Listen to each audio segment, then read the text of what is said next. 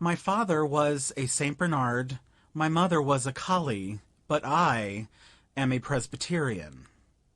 This is what my mother told me. I do not know these nice distinctions myself. To me they are only fine, large words meaning nothing. My mother had a fondness for such. She liked to say them and see other dogs look surprised and envious, as wondering how she got so much education. But indeed it was not real education, it was only show.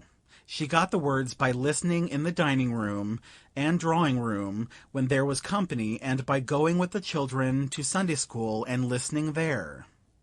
And whenever she heard a large word she said it over to herself many times, and so was able to keep it until there was a dogmatic gathering in the neighborhood. Then she would get it off, and surprise and distress them all, from pocket pup to mastiff, which rewarded her for all her trouble. If there was a stranger, he was nearly sure to be suspicious, and when he got his breath again he would ask her what it meant.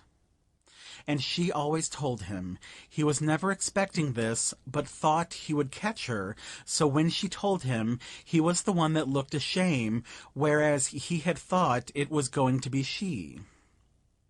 The others were always waiting for this, and glad of it, and proud of her, for they knew what was going to happen, because they had had experience.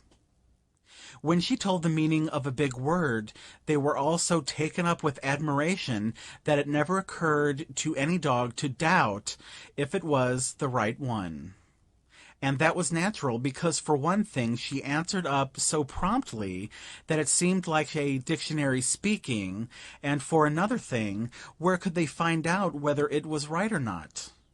For she was the only cultivated dog there was. By and by, when I was older, she brought home the word unintellectual one time, and worked it pretty hard all the week at different gatherings, making much unhappiness and despondency.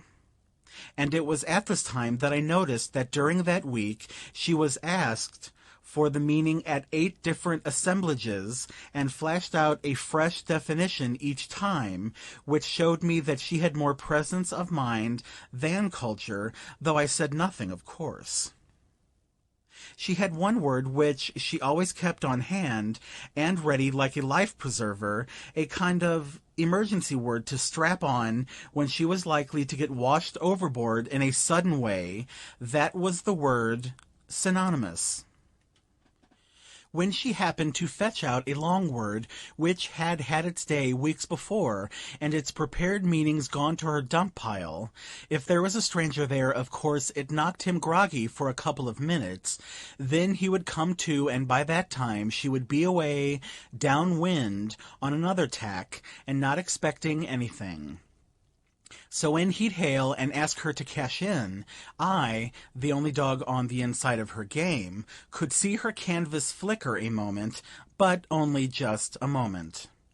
Then it would belly out taut and full, and she would say, as calm as a summer's day, "It's synonymous with supererogation," or some godless long reptile of a word like that, and go placidly about, and skim away on the next tack, perfectly comfortable, you know, and leave that stranger looking profane and embarrassed, and the initiated slating the floor with their tails in unison, and their faces transfigured with a holy joy.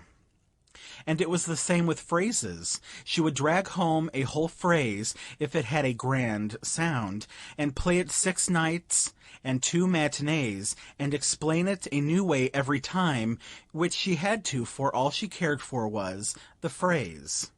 She wasn't interested in what it meant, and knew those dogs hadn't wit enough to catch her anyway. Yes, she was a daisy. She got so she wasn't afraid of anything, she had such confidence in the ignorance of those creatures. She even brought anecdotes that she had heard the family and the dinner guests laugh and shout over. And as a rule she got the nub of one chestnut hitched onto another chestnut, where of course it didn't fit and hadn't any point.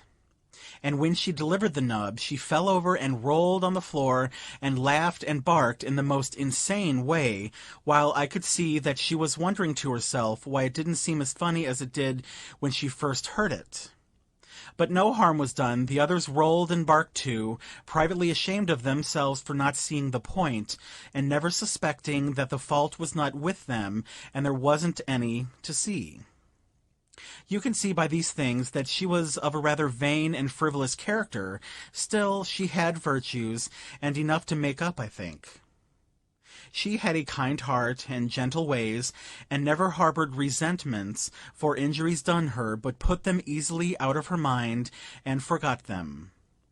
And she taught her children her kindly way, and from her we learned also to be brave and prompt in time of danger, and not to run away, but face the peril that threatened, friend or stranger, and help him the best we could without stopping to think what the cost might be to us. And she taught us not by words only, but by example, and that is the best way, and the surest, and the most lasting. Why, the brave things she did, the splendid things! She was just a soldier, and so modest about it. Well, you couldn't help admiring her, and you couldn't help imitating her. Not even a King Charles spaniel could remain entirely despicable in her society. So, as you see, there was more to her than her education. End of chapter 1.